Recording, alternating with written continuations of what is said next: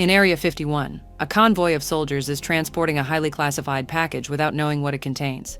Nearby, a newlywed couple is driving down the same road, and the husband becomes distracted when the wife starts pleasing him. This makes their car crash against the military truck, causing a huge explosion that throws the payload to the middle of the road. The soldiers come closer to retrieve it only to be attacked by a zombie known as Zeus, who proceeds to kill every soldier on his way without mercy. Noticing that bullets do nothing, two soldiers try to run away, but Zeus soon catches up to them and rips a soldier's jaw off before grabbing the other one to bite him. In just a few seconds, the soldiers become zombies too and follow Zeus to Las Vegas. That night, complete chaos and destruction take over Las Vegas as the zombie infection spreads, causing most of the locals and tourists to become zombies too. Soon mercenaries appear in the area to help kill the monsters, both as a job and revenge for losing their loved ones to these monsters' attack. Any person that has even a scratch or drop of blood is seen as infected and they get killed as well. The military also comes to try to deal with the situation, but the zombies go up in numbers incredibly fast and the horde becomes impossible to control. Eventually, the whole city gets walled off from the rest of the world. A few years later, the government discusses the possibility of nuking the entire city of Las Vegas, but human rights groups protest against the idea. Former mercenary Scott is working at a diner when he's approached by billionaire casino owner Tanaka, who makes a big offer.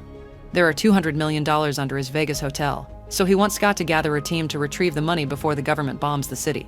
If Scott accepts, he can take $50 million and split it amongst his crew. Tanaka gives him time to think about it, and as proof of good faith, he gives Scott the building's blueprints. Meanwhile, Scott's daughter Kate works as a volunteer at a quarantine zone camp. She's friends with a woman named Gita and helps her look after her two kids. Gita is thinking of joining a mercenary named Lily to make some money to escape from the camp with her children, but Kate warns her it's very dangerous. Their chat is interrupted by security guard Bert, who uses any excuse to harass women. That night, Scott dreams of the day his wife became a zombie and attacked him, so he had no choice but to kill her in front of Kate. Inspired by the memory, he calls Tanaka to accept the job. Then he goes out to recruit former mercenaries to put a team together. He starts with his old friends. He finds Maria working as a mechanic, Vander Ohe at a retirement home, and Peters as a pilot. Then Scott goes after some big names in the business. There's Mikey, who became famous by killing zombies for YouTube, and lastly, Ludwig, a bank teller with a passion for safecracking. The next day, everyone retrieves their old weapons from their hiding spots and gets together in an abandoned warehouse. Mikey brings his friend Chambers, who like Ludwig never killed a zombie, and Scott has to teach them to go for the brains. Then Tanaka shows them a mock-up of his casino. They won't be able to fly in without getting arrested, but there's a helicopter on one of the towers for them to fly out. Tanaka's plan is simple. The team has 32 hours to enter the city, kill any zombies that may still be around, turn on the casino's generator, and reach the vault at the end of a corridor where it'll be surrounded by traps. Then Peters can fly them out of there. Tanaka also makes his head of security Martin go with them. The only issue left is finding a way inside, so Scott goes to see Kate, who isn't happy to see him after years of absence.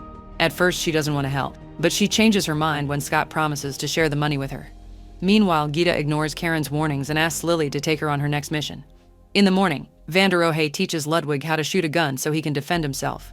Soon, Kate shows up with a refugee bus and takes them to the camp outside the city, where she reveals that Lily will be their guide into Las Vegas.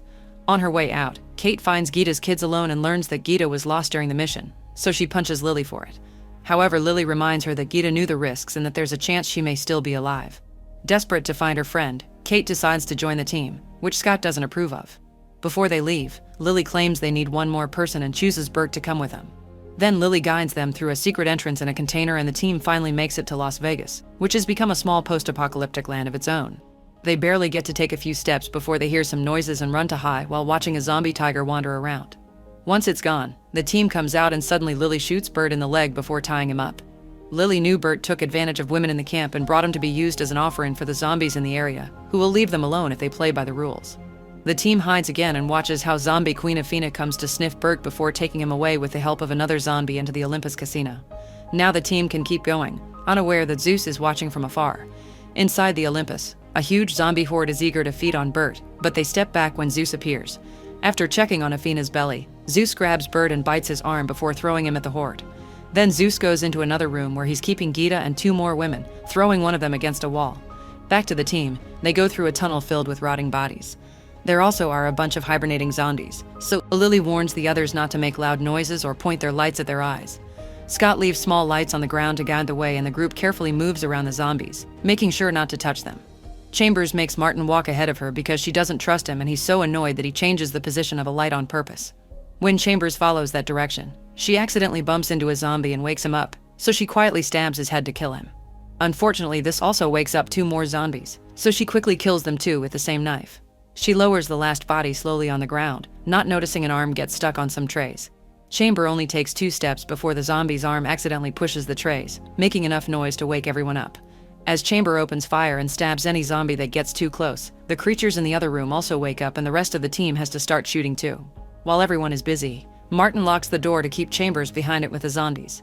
A desperate Chambers jumps through the window to reunite with the team, but the zombies follow her and quickly overpower her.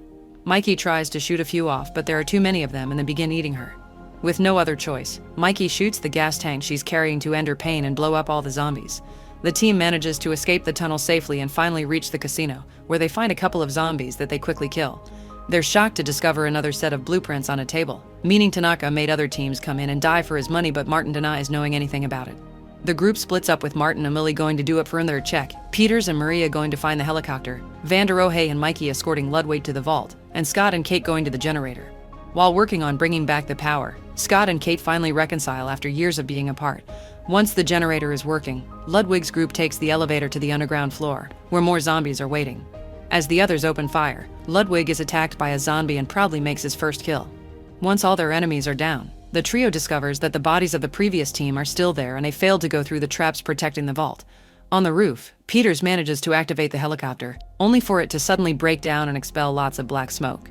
Thankfully, Peters is also a mechanic, and after putting the smoke out, she begins working on fixing it. Meanwhile, outside, Martin and Lily encounter Athena and her zombie guard.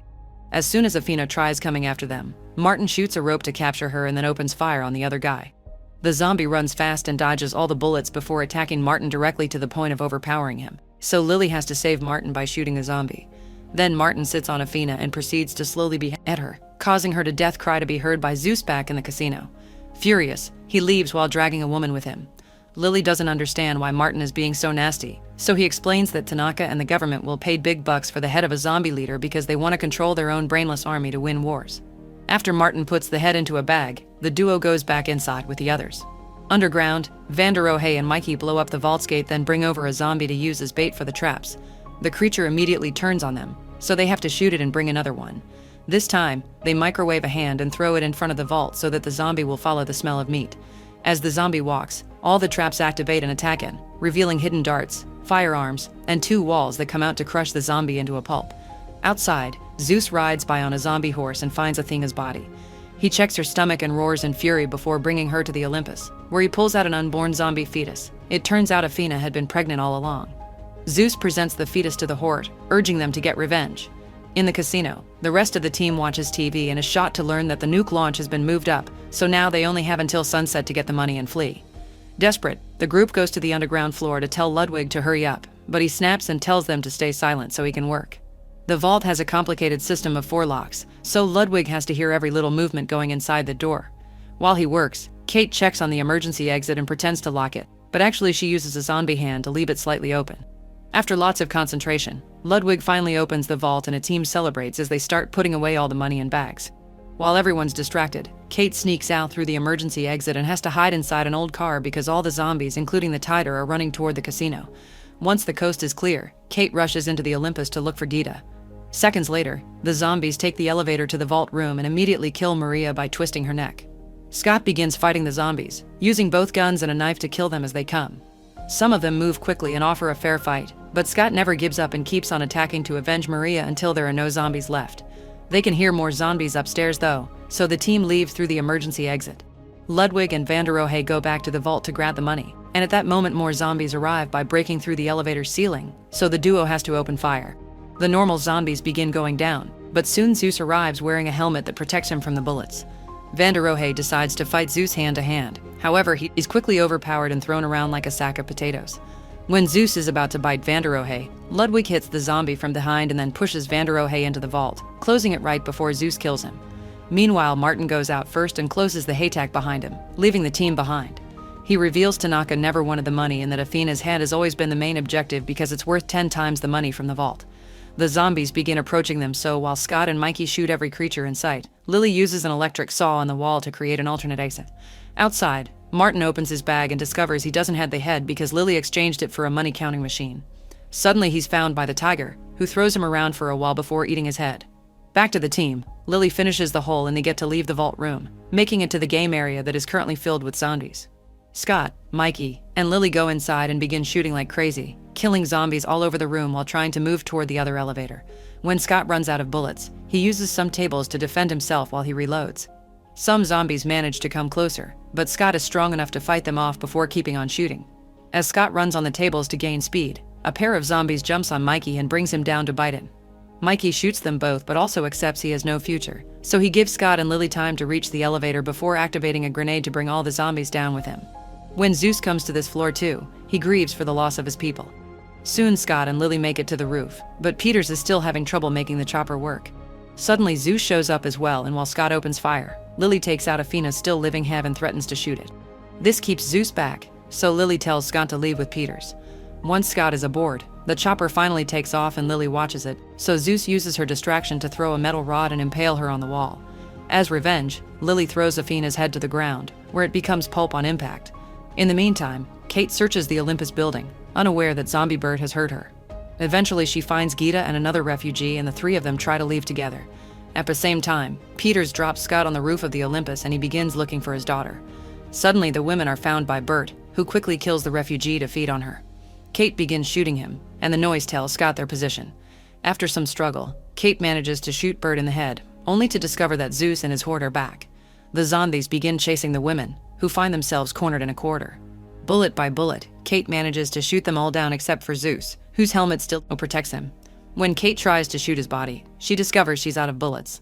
Zeus begins running toward her, but at that moment Scott arrives and shoots a grenade, making the corridor explode. Afterwards, Scott, Kate, and Gita take the stairs to the roof, where they're picked up by Peters. As the chopper takes off, Zeus shows up and makes a huge jump to come aboard as well.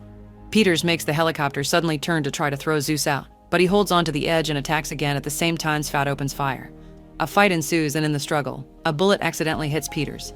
She loses control of the helicopter and almost hits the wall, but she recovers just in time to make the chopper fly out of the city, right before the nuke is finally dropped.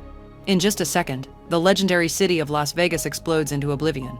Zeus continues to fight Scott and breaks his arm, making him drop the gun. Kate finds a fire extinguisher and hits Zeus with it, but he quickly recovers and jumps on Scott again to bite him on the shoulder. This gives Scott time to retrieve his gun and finally shoot Zeus in the head. At that moment, the shockwave from the nuke catches up to them and causes the helicopter to crash on the ground, killing both Peters and Gita. Kate survives and finds Scott, who reveals he managed to steal enough money to save Gita's kids from the camp. Crying her heart out, Kate says goodbye to her father and shoots him right before he becomes a zombie. Then she has a breakdown while another helicopter arrives to save her. In the ruins of Las Vegas, Van der Rohe emerges from the vault with lots of money. After wandering for a while, he finds a car and drives to an airport, where he rents a private plane. Soon he's enjoying his new fancy life with gourmet food and expensive alcohol, so he asks the stewardesses to toast with him. Suddenly he starts to feel dizzy and goes to the bathroom, where he discovers a bite mark on his arm while the pilot announces they've arrived in Mexico City. Make sure to subscribe and turn on notifications so you can watch more videos like this. Thanks for watching.